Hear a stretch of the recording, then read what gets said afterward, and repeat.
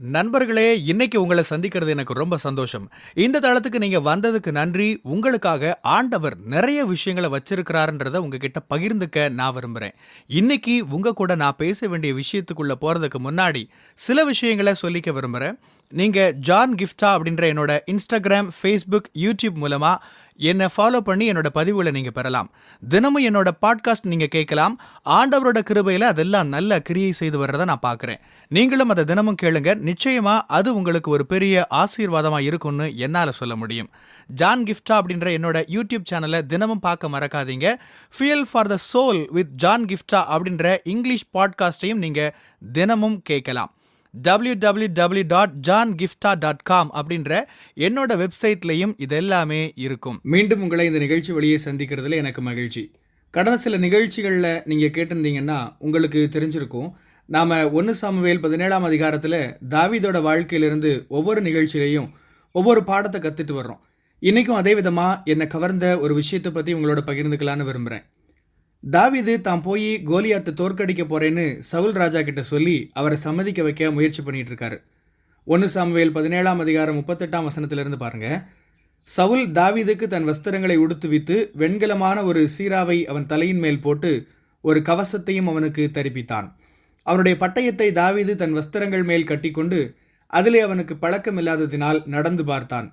அப்பொழுது தாவீது சவுலை நோக்கி, நான் இவைகளை போட்டுக்கொண்டு போகக்கூடாது, இந்த அப்பியாசம் எனக்கு இல்லை என்று சொல்லி அவைகளை களைந்து போட்டு தன் தடியை கையிலே பிடித்து கொண்டு ஆற்றில் இருக்கிற 5 கூழாங்கல்லுகளை தெரிந்தெடுத்து அவைகளை மேய்ப்பருக்குரிய தன்னுடைய அடைப்பை பையிலே போட்டு தன் கவனை தன் கையிலே பிடித்து கொண்டு அந்த பெலிஸ்தனிடையிலே போனான். இதில் நீங்கள் ஒரு விஷயத்தை கவனிக்கணும். இதை பார்க்குறப்ப தாவீது ஏன் இப்படி பண்ணுறாருன்னு நமக்கு தோணும். இவர் அதிகாரப்பூர்வ யுத்தத்துக்கு போகக்கூடிய ஆள் இல்லை. அவருக்கு அதுக்கான எந்த பொறுப்பும் இல்லை. தன்னால் முடியும்னு நிரூபிக்கிறதுக்கு கூட அவர்கிட்ட எந்த ஆதாரமும் இல்லை. அவர் தன்னோட வியூகத்தை சொல்கிறாரு. நான் இப்படிலாம் முன்னாடி செஞ்சுருக்கேன்னு சொல்கிறாரு. ஆனால் அது கைத்தேர்ந்த ஒரு நபர் செய்கிறதா இல்லை. யுத்தத்தை பொறுத்த மட்டும் ஒரு கத்துக்குட்டி போல அவர் பேசிகிட்டு இருந்தார். சொல்லிக்கொள்கிற அளவுக்கு அவருக்கு எந்த பயிற்சியும் அவர் எடுத்துக்கிட்டதா தெரியல. அவர் தாமாகவே முன் வந்து தயாராக நிற்கிறாரு. சவுல் ராஜாவுக்கு முன் வந்து என்னால் இதை செய்ய முடியும்னு தாவீது சொல்கிறாரு. எல்லாத்தையும் கேட்டதுக்கு அப்புறமா சவுல் ராஜா அந்த ஆயுதங்கள் எல்லாம் தாவீதுக்கு கொடுத்து அதை போட்டுக்க சொல்கிறார். ஆனால் பாருங்க, தாவீதுக்கு அதை போட்டுக்க முடியலை, அதை கையாள தெரியலை. அதனால் என்ன பண்ணுறாரு, அதை களைஞ்சி போட்டுட்டு தனக்கு எது வருமோ, தன்னால் எதை செய்ய முடியுமோ அதை செய்கிறாரு. இதைத்தான் நீங்கள் புரிஞ்சுக்கணுன்னு நான் விரும்புகிறேன். சில சமயங்களில் நாம் நமக்கு எது சௌகரியமாக வசதியாக இருக்கோ, எது நமக்கு ஒத்து வருமோ அதைத்தான் செய்யணும். ஆண்டவர் ஏற்கனவே நமக்கு கற்றுக் கொடுத்து நமக்குன்னே கொடுத்துருக்கிற ஆயுதங்களோட, கருவிகளோட, திறமைகளோட நாம் போக வேண்டியது இருக்கும். ஒருவேளை பின்னாட்களில் ஆயுதங்களை எப்படி பயன்படுத்தணும்னு தாவீது நிச்சயம் கற்றுருப்பார். ஆனால் அந்த சூழலில் அவர் தனக்கு என்ன தெரியுமோ அதை பயன்படுத்திக்க முடிவு பண்ணார். இசைக்கலைஞர்களை பாருங்கள், ஏதாச்சும் இசை நிகழ்ச்சி அல்லது போட்டிகளுக்கு போகிறாங்கன்னு வச்சுப்போமே, அவங்களுக்கு சொல்லப்படுற ஒரு விஷயம் என்னென்னா, எப்பவும் நீ எந்த இன்ஸ்ட்ருமெண்ட்டில் பயிற்சிக்காக பயன்படுத்தினியோ அதே இன்ஸ்ட்ருமெண்ட்டை எடுத்துகிட்டு போன்னு சொல்லுவாங்க.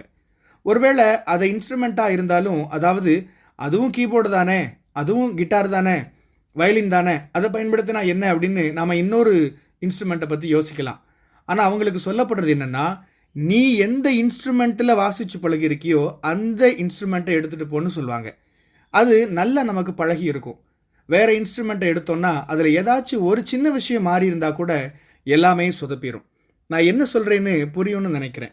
வாகனம் ஓட்டுறதுக்கு லைசன்ஸ் எடுக்கிற விஷயத்தில் கூட இது சொல்லுவாங்க. நீங்கள் ஒரு குறிப்பிட்ட வாகனத்தில் ஓட்டுறதுக்கு பயிற்சி எடுத்துட்டுறீங்கன்னு வச்சுப்போம். லைசன்ஸ் டெஸ்ட்டுக்கும் அதே வாகனத்தை கொண்டு போங்க அப்படின்னு சொல்லுவாங்க. அதே போல தான் கோலியாத் மாதிரி ஒரு எதிரியை தோற்கடிக்க வேண்டிய ஒரு சூழல் வருது. அந்த சூழலில் புதுசாக ஒன்றை பரிசோதித்து பார்க்கக்கூடாது. அது முடியாது. பரவாயில்ல, நான் வாளை எப்படி பயன்படுத்துறதுன்னு பார்க்குறேன், இந்த கேடகத்தை எப்படி பயன்படுத்தி பார்க்குறேன்னு முயற்சி பண்ணக்கூடாது. தாவீது ஒரு சின்ன முயற்சி எடுத்து பார்த்தாரு. ஆனால் அவர் சுதாரிச்சுக்கிட்டார். இல்லை, இது நமக்கு ஒத்து வராது அப்படின்னு அவர் புரிஞ்சுக்கிட்டார். தன்னோட வியூகம்தான் ஒத்து வரும்னு தெரிஞ்சுக்கிட்டார். அது மேலே அவருக்கு நம்பிக்கை இருந்துச்சு. ஒவ்வொரு விஷயமும் ரொம்ப கவனமாக செஞ்சார். ஓடையிலிருந்து 5 கூழாங்கல் எடுத்தார். சும்மா ஏதோ ஒன்றுன்னு கற்களை எடுக்கலை. ஏன்னா பொதுவாக சாதாரண கல் முரடா சொரசொரப்பாக இருக்கும்.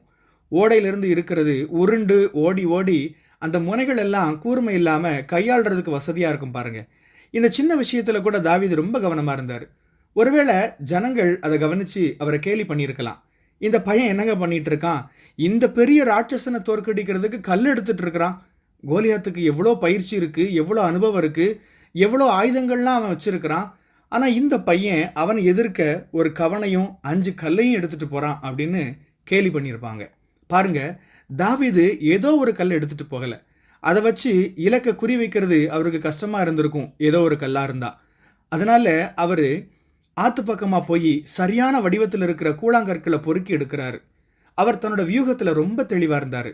ஏதோ புதுசா ஒன்றை முயற்சி பண்ணாம தனக்கு தெரிஞ்சதை அவர் கையில் எடுத்தாரு.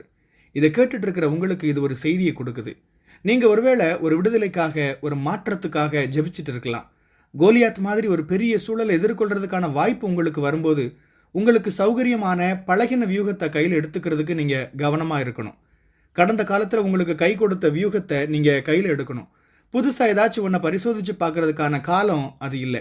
நீங்கள் உறுதியாக சொல்லணும், எனக்கு இதுதான் வரும், இதை என்னால் சிறப்பாக செய்ய முடியும். ஒருவேளை இது சாதாரணமாக ஒத்து வராததா உங்களுக்கு தோணலாம், பார்க்குறதுக்கு சிறப்பான மாதிரி தெரியாமல் போகலாம், தேர்ந்த ஒரு முயற்சியாக தெரியாமல் இருக்கலாம். ஆனால் இந்த திறனில், இந்த அனுபவத்தில் நான் உறுதியாக நம்பிக்கையாக இருக்கிறேன். கடந்த காலத்தில் ஆண்டவர் எனக்கு கொடுத்த திறமை இது, இதை வச்சு என்னால் சிறப்பாக செய்ய முடியும்னு நீங்கள் சொல்லணும். கடந்த காலத்து அனுபவத்தை நான் இந்த தற்போதைய வாய்ப்புக்கு பயன்படுத்த போகிறேன் அப்படின்னு சொல்லணும். நான் என்ன சொல்கிறேன்னு உங்களுக்கு புரியும்னு நினைக்கிறேன். இந்த செய்தியை தான் இன்னைக்கு நான் உங்களோட பகிர்ந்துக்க விரும்பினேன். சிலர் வாய்ப்புகள் கிடைக்கிறப்ப புதுசாக ஏதாச்சும் முயற்சி செஞ்சு பார்க்கலான்னு நினைக்கிறாங்க. முயற்சி பண்ணி பார்க்கறதுக்கான இடங்கள் இருக்குது, இல்லைன்னு நான் சொல்லலை. ஆனால் இந்த வாய்ப்பை நிச்சயமாக பயன்படுத்தி ஜெயிச்சே ஆகணும் அப்படிங்கிற மாதிரியான தருணத்தில், அதாவது கோலியாத்தை வீழ்த்த வேண்டிய தருணம் மாதிரியான ஒரு சூழலில் நீங்கள் புதுசாக எதையாச்சும் முயற்சி பண்ணிட்டு இருக்கக்கூடாது. நீங்கள் ரொம்ப உறுதியாக நிற்க வேண்டிய தருணம் அது.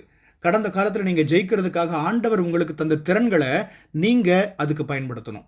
அந்த சூழலையும் பாருங்கள், எல்லாரும் பார்த்துட்டு இருக்காங்க, நான் உடனே எனக்கு முன்னாடி இருக்கிற கல் எடுத்துகிட்டு போகிறேன்னு தாவீது போகலை. ஆற்றுல இருந்து கல்லை தேர்ந்தெடுக்கிறார் தாவீது. தான் என்ன செய்யணும்னு தாவீது ரொம்ப தெளிவாக இருந்தார். தன்னோட வியூகத்தை அவர் கூர்த்தீட்டினார். அதன் மூலம் அவர் எதிர்பார்த்த வெற்றியை அடைஞ்சார். வெற்றி ஆண்டவர்கிட்ட இருந்து தான் வருது. அதை நாம் கவனிக்க வேண்டியது முக்கியமான விஷயம். ஆண்டவர் நம்மளை எதை வச்சு தயார் செஞ்சிருக்கிறாரோ அதை கொண்டே, அவர் நம்மளை எதை செய்யறதுக்காக அழைச்சிருக்கிறாரோ அதை அவரோட கூட்டு சேர்ந்து நாமளும் செய்யறப்ப வெற்றியை நாம பார்க்க முடியும். ஆமென். கர்த்தர் உங்களை ஆசீர்வதிப்பாராக. பிரியமானவங்களே, இந்த செய்தி மூலமா நீங்க உற்சாகம் அடைஞ்சிருப்பீங்க, ஆசீர்வதிக்கப்பட்டிருப்பீங்கன்னு விசுவாசிக்கிறேன். திரும்பவும் ஞாபகப்படுத்துறேன், நீங்க ஜான் கிஃப்டா அப்படின்ற என்னோட இன்ஸ்டாகிராம், ஃபேஸ்புக், யூடியூப் மூலமா என்னை ஃபாலோ பண்ணி என்னோட பதிவுகளை பெறலாம். ஜான் கிஃப்டா அப்படின்ற என்னோட யூடியூப் சேனலை தினமும் பார்க்க மறக்காதீங்க. Fuel for the soul with John Gifta அப்படின்ற இங்கிலீஷ் பாட்காஸ்ட்டையும் நீங்கள் தினமும் கேட்கலாம். பாட்காஸ்ட் எபிசோடுக்கு நீங்கள் உங்களோட ரேட்டிங், ரிவ்யூ கொடுத்து ஷேர் பண்ண மறக்காதீங்க. www.johngifta.com அப்படின்ற என்னோட வெப்சைட்லேயும் இது எல்லாமே இருக்கும். இந்த ஊழியத்தால் நீங்கள் ஆசீர்வதிக்கப்பட்டிருந்து மற்றவங்களுக்கும் இதே ஆசீர்வாதம் சேரணும்னு விரும்பினா நீங்களும் எங்க கூட சேர்ந்து ஆண்டவரோட ராஜ்யத்தை கட்டுற இந்த பணியை உங்களோட நிதி ஆதரவு மூலமாகவும் தாங்கலாம். கூகுள் பே அல்லது நெட் பேங்கிங் அல்லது பேபால் மூலமா நீங்க ஆதரவு தரலாம். எல்லா விவரங்களையும் டிஸ்கிரிப்ஷன்ல நீங்க பார்க்கலாம். ஆண்டவர் உங்களை ஆசீர்வதிப்பாராக.